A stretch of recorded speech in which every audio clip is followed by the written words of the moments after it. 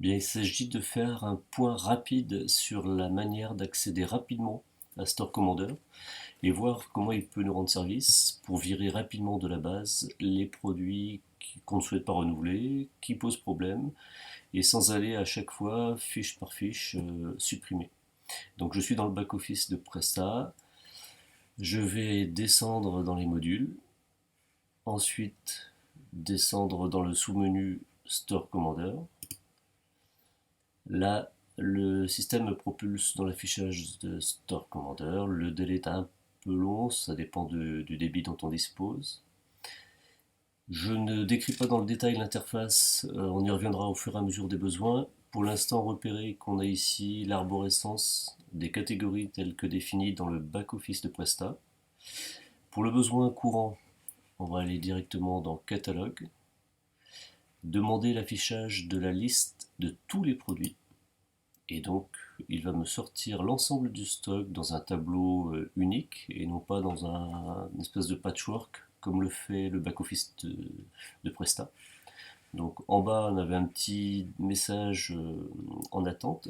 Là, l'affichage est complet. On a 1744 produits dans l'ensemble des catégories.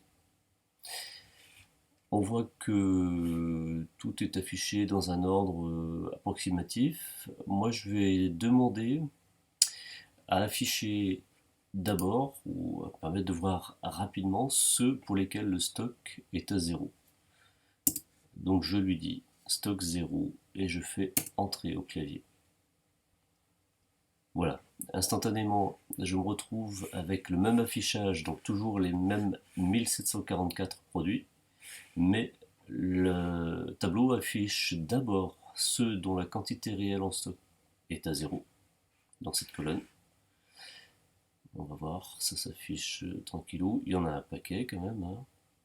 Voilà, et donc l'idée c'est de se dire, puisque tout ça c'est à zéro, c'est soit des trucs qui sont saisis mais pas encore arrivés, soit ce sont des vieilles guenilles dont on ne s'est pas débarrassé, c'est-à-dire ils ne sont plus en stock mais on ne s'est pas débarrassé de la fiche. Donc pour éviter de générer des codes EN pour tous ces trucs-là, si on sait trier, et donc ça c'est le boulot de la patronne, et ben on a les noms des produits, leurs références. On va pouvoir dire ce produit-là par exemple, je ne souhaite pas garder sa fiche produit, et ben je vais sélectionner la ligne et ensuite cocher la petite case. Alors, pour ne pas faire de conneries, je vais peut-être prendre un exemple parmi ceux que tu m'as donné là. Donc par exemple le Preston. Est-ce que Preston, je l'ai dans le... Voilà. Donc Preston Blue, ça fait partie des produits dont tu m'as dit que c'était pas nécessaire de conserver leur fiche. La quantité me semble être à zéro. Je sélectionne. Je fais supprimer. Et donc Store m'annonce que le produit sera vraiment viré pour de vrai, quoi.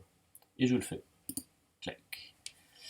Alors, on m'informe qu'il faut faire attention, ça va vraiment faire quelque chose de définitif, et je suis d'accord. Voilà, ça apparaît ici comme barré. Je peux virer Preston maintenant. Lorsque je vire Preston, je récupère la liste depuis laquelle je suis parti, et ainsi de suite.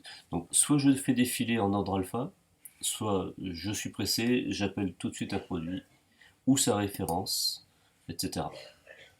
Je vais voir dans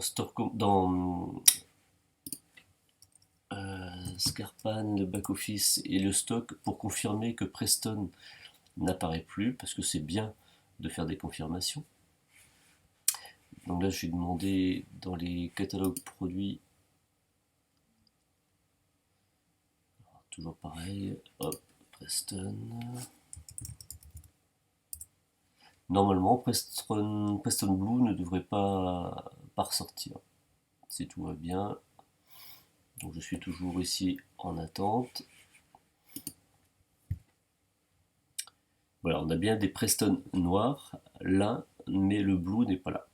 Et comme il m'était indiqué que le blue devait gicler, c'est ce que je voulais. Par ailleurs, le noir comme le lin sont en quantité 2 en stock. Donc quoi qu'il en soit, lorsqu'un produit a une valeur supérieure à 0 en stock, je ne peux pas la supprimer. Voilà. Fin de la démonstration.